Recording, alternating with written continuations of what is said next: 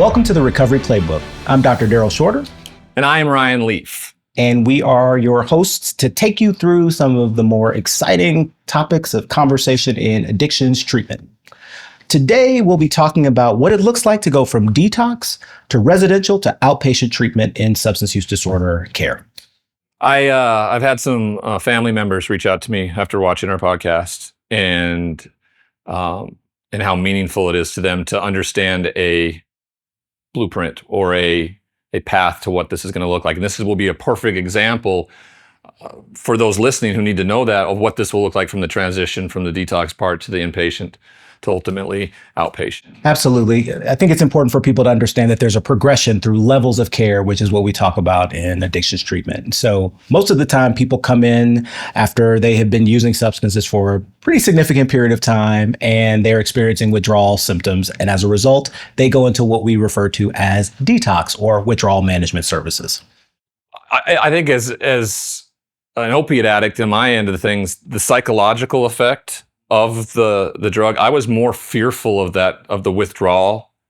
The moment that began to be symptomatic, that was like the instantaneous thought process to I need to go get that fixed. I can't feel this way. And I would think it was the fear of the withdrawal was more daunting than the actual event, as I found out, because on my end of things, I was intervened with by the local law officials. So I wasn't, given the opportunity to gently kind of come down from what this was. It was thrown into a solitary confinement cell and, 2-3 days of what withdrawals are. What was it like for you when you were there 2-3 days? And again, I think it was the fear of it was so much more overwhelming than what it was now. When I talked to a doctor later, he kind of explained to me I wasn't constantly using opiates throughout the day. I was using it at night, every night. I was using a large dose, but it wasn't throughout the whole day. So his reasoning behind that was that maybe the withdrawals weren't the same necessarily as bad because my tolerance was different because I was taking in one high dosage around 6 p.m. at night. Okay. Typically, when people experience opioid withdrawal, they have a number of physical or physiological symptoms as well. Like they get the sweats or that was the biggest thing for me. Shake, they get nausea, vomiting, diarrhea can happen with opioid withdrawal. Restless leg syndrome Restless legs, pain, chronic pain, or bone pain, that sort of thing. I love the fact, and I say it to my wife all the time, where I'll get dressed up in a suit and we're going to go out, or I'll go to speak at an event and I'm in a suit and tie where I just would look at her and I go, it's so nice not to be sweating all the time. Mm-hmm. Yeah. Now I'm a big guy as it is, and I'm going to probably sweat if it's a hot room. But the fact that, it's, I'm speaking in New York in December and it's snowing outside and, I'm sweating. Like that's a real thing when it comes to what. And that would happen between doses for you. You would sweat, which is. And the night sweats were the worst, where I wake up in the middle of the night if I hadn't been able to get that fix. And my sheets would just be soaking wet. Yeah. And I'd have to try to get in a hot shower or something like that because I would be freezing. Right. So chills is a big part of that as well. Good. And craving, really intense desire to use again. You just don't want to feel that way. And it's your brain, and it showcases for me the psychological effect of the drug. Also, when I would then go out to try to find more, I remember when I would find them and they weren't even in my system yet, and those withdrawal symptoms, they disappeared. And it wasn't even, so that really showcased to me the effect it had on my brain. Yeah. My brain had seen it in my hand, knowing that it was going to be okay in a matter of 60 minutes or so. And the body's reciprocal response was like, it's astonishing. To think back now, looking at it, I didn't know in that time. I didn't realize what was happening, but I can now and go, oh man, that was My brain was so heavily affected by That's it. right. It's interesting because in the same way that we can be conditioned to like have mouth watering if we see a juicy burger for us meat eaters out there. Yes. You know, there's an aspect of seeing a drug or something related to drugs, knowing that you're about to use it, that your brain has already kicked into gear, that you're about to like experience euphoria as a result of it. Okay. Yeah, and then so that leads to the idea of when you get to treatment. Now, when I went to treatment also post prison, I was 3 months removed from prison. Okay. I was almost 3 years sober, but I walked in and, you know, anybody who's in a treatment facility, when you walk in, you know, this is the drug addict.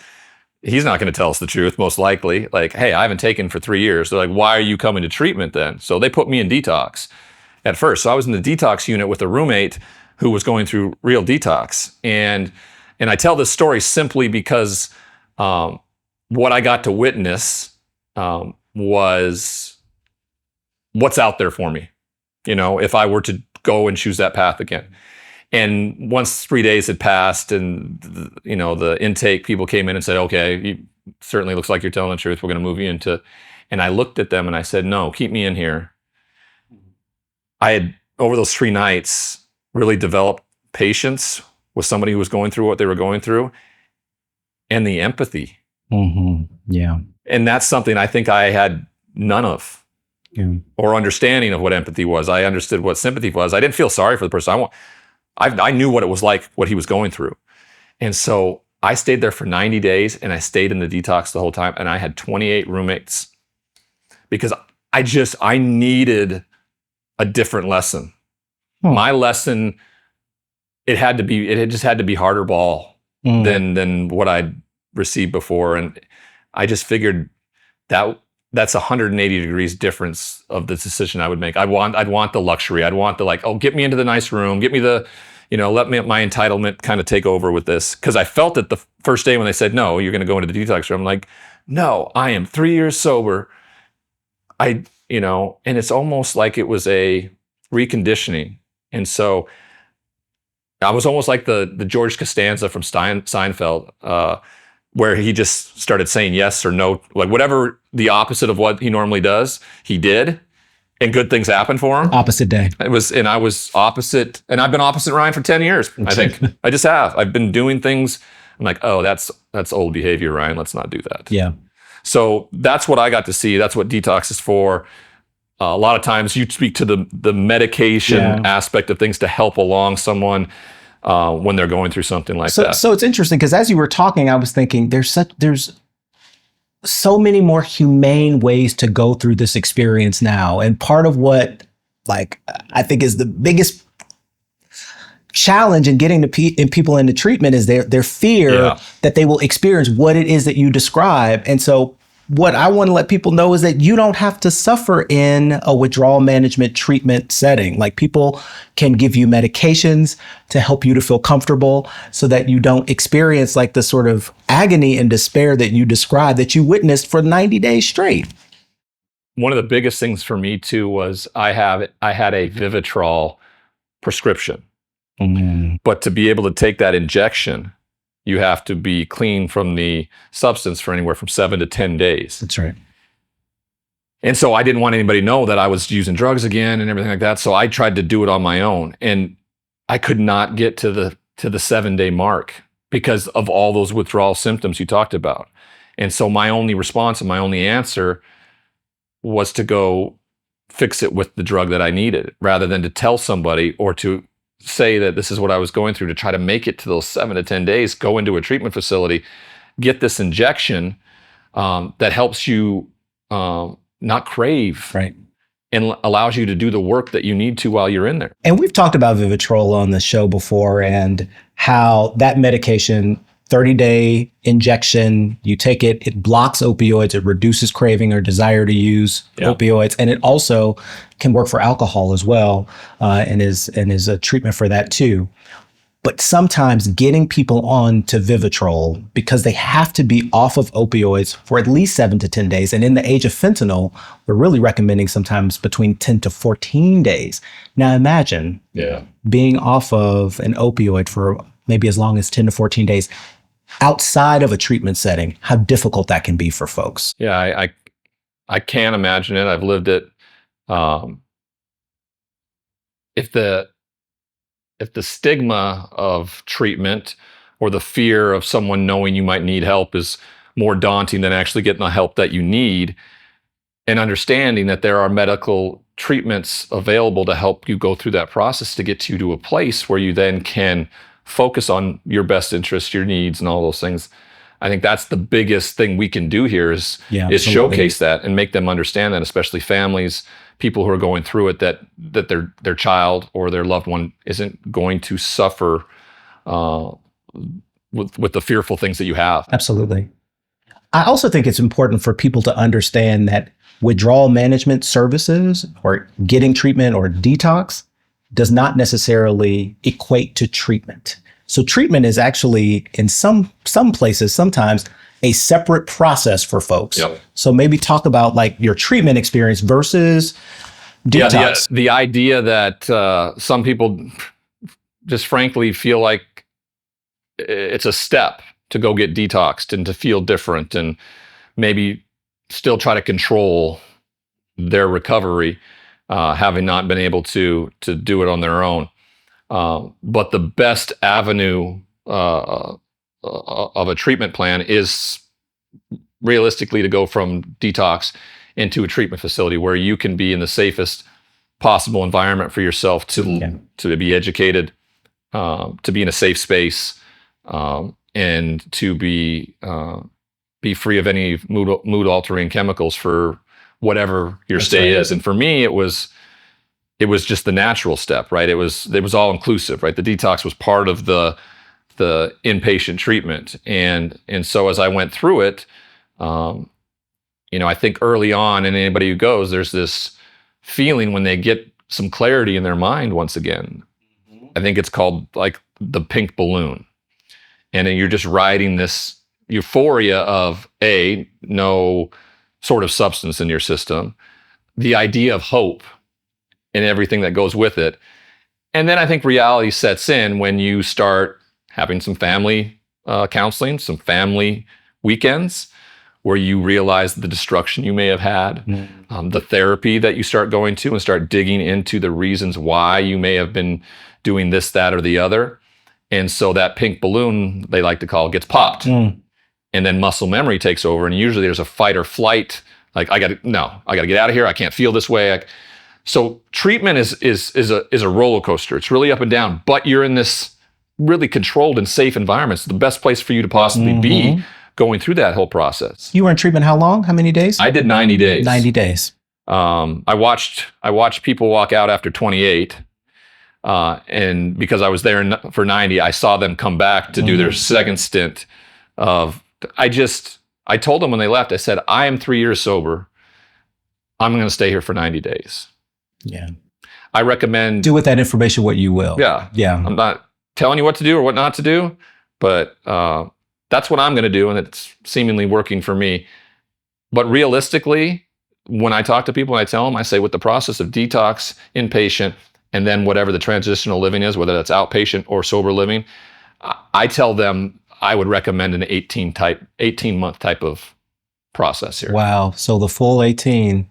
And I say the 18 months simply because if I could carry you those 18 months and show you what your life can and will look like then, I would. But you need those 18 months. You need the adversity, the overcoming, it builds the muscle memory for when you walk back into your normal habitat where, let's say, family members may have not been doing the same type of work you've been doing. And immediately you trigger them and they trigger you, and your muscle memory is just, you better have an investment in place, a program in place that you feel strongly about, that you can rely on that when those types of things happen, because it's going to. So what do you say to somebody? I mean, I know what I say, but what do you say to someone who doesn't have 18 months? Yeah. Or they've got like family responsibilities or kids, or they're giving care to aging parents, or they've got financial stuff going on, and it's just like, and no one's supporting them in that way, and they just can't do it. I tell them, and I'm a tough love side of it, I said, They say I can't lose my job, or I'll lose my girlfriend, and I simply put it to them, I said, you're going to lose it anyway. Hmm. Okay. You're gonna lose it anyway. So- It may take longer. So this is the kind of cool thing about treatment now, Yeah. right? So we have these levels of care that people can step through. So you might start off in a detox, getting symptoms of withdrawal managed. Then you go from there into a treatment program. Treatment can last anywhere for some people 2 to 4 weeks, some people 90 days, some people even longer. Yeah. But then there are options for folks to remain engaged in care that are a step below that. Things like partial hospitalization or day treatment programs. And there are also intensive outpatient programs. And some of these programs will allow you to work while you're living at home in your home environment, testing out those skills, but doing so in a supportive manner. And I think that's so important. This is always coming directly from me and what was needed for someone like me. Like, you have to beat me over the head with it, Yeah. unfortunately. And it's what I think, caused me to take 3 whacks at it, until there was an acceptance and an understanding of what it had to be. For me, that was different. And it's different for every person. And I think right. that's the biggest thing as a parent or a loved one or somebody who's watching. When you come into an environment like this and you meet a Dr. Shorter and you go through your treatment plan can look completely different than what mine looked like. It can be that of greater freedom, understanding, if it works for you. That's right. And so we love the idea that there's no one way to recover. There's no one pathway to recovery. There are multiple pathways to recovery. And so ultimately, people just have to find the way with the support of hopefully friends, family, and a medical community that works best for them. Bottom line in the whole story of this is treatment is, in whatever form it comes in, for someone who is dealing with a substance use disorder or any sort of mental health diagnosis, is the answer. It's not isolating. It's not dealing with this on your own. It's about community coming together to try to solve something and be part of the solution. Every treatment plan can be different. We're going to get into something in a further episode about whether or not other substances are actually part of that. That's right.